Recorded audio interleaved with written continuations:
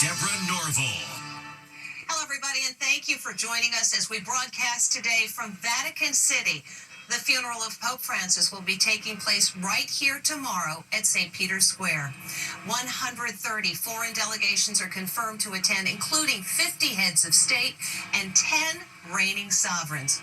President Trump and First Lady Melania Trump will be here, along with former President Joe Biden, all to say their final farewells to the People's Pope. The Pope's line in state came to an end today as the last of the mourners filed past his coffin. Pope Francis would have loved this moment when a lone little girl said her farewell. President Trump and First Lady Melania Trump left for the funeral today, praising the pontiff. I met him twice. I thought he was a fantastic kind of a guy. Seating arrangements could be complicated. I spoke with CBS Evening News co-anchor John Dickerson. The President of the United States and First Lady will be here. I understand also former President Biden will be attending. What challenges, if any, does that propose? At ceremonies like this, former presidents usually put away all of their past acrimony, and so you would expect that here. One would hope that tradition would hold in the behavior of the two past presidents, but tradition has been taking a bit of a pounding recently. This American will play a prominent role. Kelsey Gussie, a reporter for Vatican News, will have the honor of delivering the first reading. You will be standing on that podium right behind you tomorrow with some of the most important people of the world in front of you. How do you keep from getting nervous when you think about that? For sure, thinking about the thousands of people that'll be lining up from St. Peter's all the way to Casa San Angelo, it's going to be a little nerve-wracking. The funeral is a security nightmare. These strange-looking weapons are drone busters. Yep, they jammed the signal to a drone. There's also an extraordinary media operation underway in preparation for Saturday's historic funeral. I spoke with ABC News 2020 co-anchor Deborah Roberts. This is a pope who touched people around the globe. They call him the People's Pope. And this is a man who really just embraced anybody, the poor, the least among us. This rooftop has been transformed to a massive television studio. It's actually the rooftop of a convent. Mike Crean, engineer in charge at CBS News, showed me the spot where I'll be reporting on the Pope's funeral. This is one of the best shots. What an incredible vantage point of St. Peter's Square. As for who will be the next pope, that's a decision for the College of Cardinals, which has decided it will not meet until after 9 days of official mourning for Pope Francis.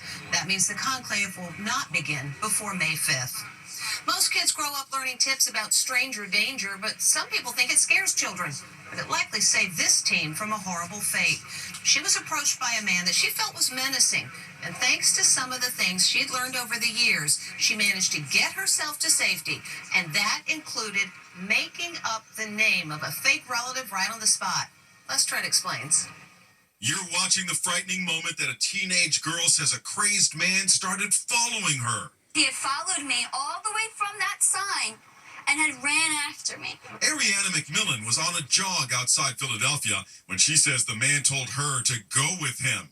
You can see him reach for her. That's when I had panic. That's when I was like, oh my God, this dude is following me home, and God knows what could happen right now. She says she was also worried about that big bottle of alcohol in his hand. If I made him mad, or if I did anything, he could just smack me in the head with it. Ariana started to run. That's when she remembered seeing a sign with the name Rachel on it. In a split second, she saw a woman across the parking lot and started yelling, "Aunt Rachel! Aunt Rachel!" Fortunately, the woman played along. I said, Aunt Rachel, is that you?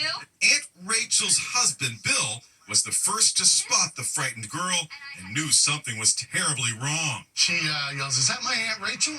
I said, "Yeah. Go get her. I guess I haven't seen you in a long time." And here's Aunt Rachel today, whose real name is Tina Moss. What'd you hear? I just heard, "Is that my Aunt Rachel?"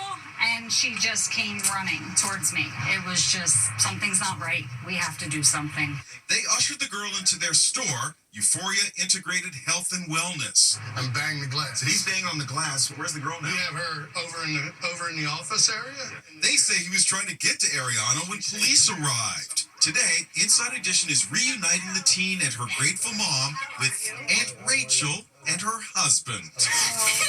There are lots of tears flowing. What is it like to be reunited with Aunt Rachel? You like saved my life.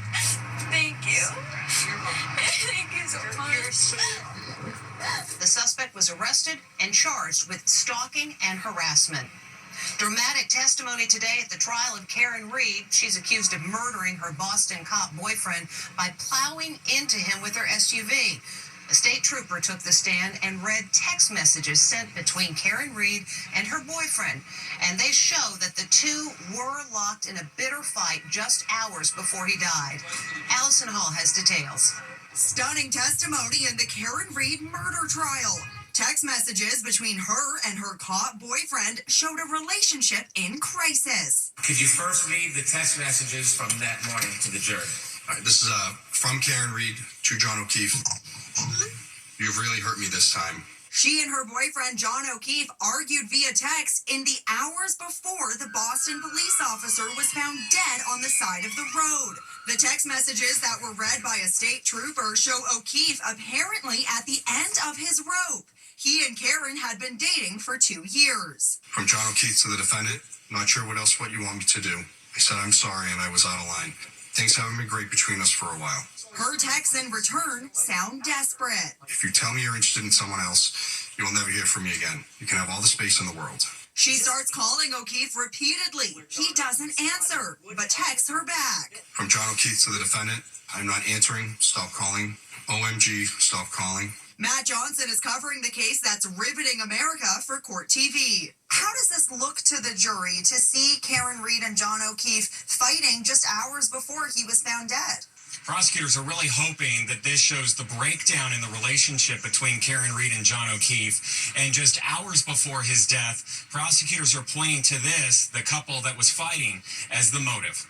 The text turned to them meeting up for drinks later, which they do. This is surveillance video from the bar. They seem to be getting along fine. Prosecutors say Karen downed 6 to 9 drinks in 90 minutes. Hours later, John O'Keefe would be dead. Karen Reed is accused of striking him with her SUV and leaving him to die in a blizzard in January 2022. Her defense claims O'Keefe was beaten by other people at a party. Today, the jurors were brought to the location where Karen Reed's boyfriend died. It's about 20 miles south of Boston. Time magazine. A lot of high schools have a tradition of special pranks being pulled during senior year, but one prank that's going around this year is sparking genuine concern. It's called Senior Assassin, and as Les Trent reports, some officials are warning it could be deadly. Why is this high school student sprinting to her car? She's worried about getting shot. Not with a gun, with a water pistol. It's part of a nationwide high school craze that's triggering warnings from authorities. It's called Senior Assassin. Teenagers ambush their unsuspecting classmates with water pistols. This is a fake promposal. And this photo shoot isn't what it seems. As I learned when I hung out with these seniors in Pennsylvania, it's a competitive event with elimination rounds. When you shoot somebody, they're out. Ethan Cabinet organized their game. How many students started and how many are still standing? Around 225 roughly, but now there's around 100. So more than half of them are gone. Yeah. They demonstrated how the game works. There are certain rules. For instance, wearing goggles and pool floats pretty much exempts you from being attacked. Ethan tells me their game lasts about 3 months. The last senior standing gets everyone's entry fee. The pot is at $1,720. What? Yeah. But sometimes what's meant to be a harmless game can go horribly wrong. A teenager playing Senior Assassin in Florida was shot in the arm by a homeowner who mistook him for a gun-toting prowler. The 18-year-old survived, but authorities are issuing warnings across the country to students. While intended to be really a simple and fun game, these tactics can obviously create a dangerous environment with potentially fatal consequences. Ethan says they take safety precautions. Make sure all your guns, like you see here, are very colorful and bright so they cannot be mistaken for lethal weapons. These parents are supportive of senior assassination games to a point. Do you guys have any concerns about it, or have you spoken to your son about it? We've spoken to our son in the beginning about being respectful of other people's property, making sure that they had a gun that doesn't look like a real gun, so that if the police do show up, they don't get shot.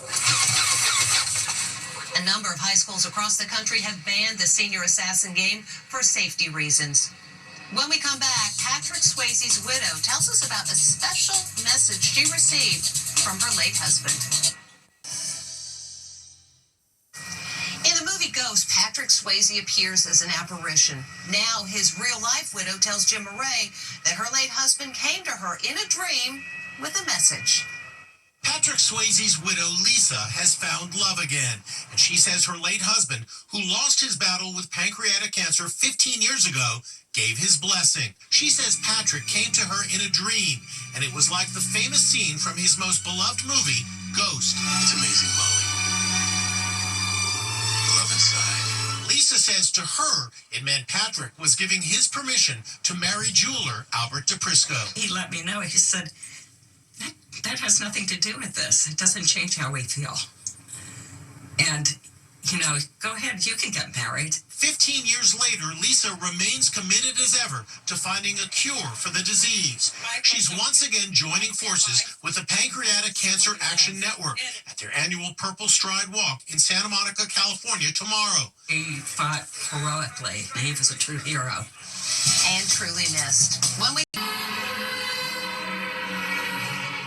Today, AI is being used for all kinds of things, and now the technology is bringing images of Pope Francis through the years to life. The baby who would become Pope Francis turns into a choir boy in a mere second. Then, through the magic of AI, he turns into a 19-year-old chemist, his career before entering the seminary. We see him as a priest, then a bishop, moving up to cardinal until his ultimate calling, becoming the 266th Pope of the Roman Catholic Church. And this may be the most moving image of all, the pontiff being welcomed into heaven by popes from the recent past. Pope Francis once wrote that death is not the end of everything, but the beginning of something that will never end, eternal life. That's Inside Edition from Vatican City. Thank you for watching. We'll see you next time.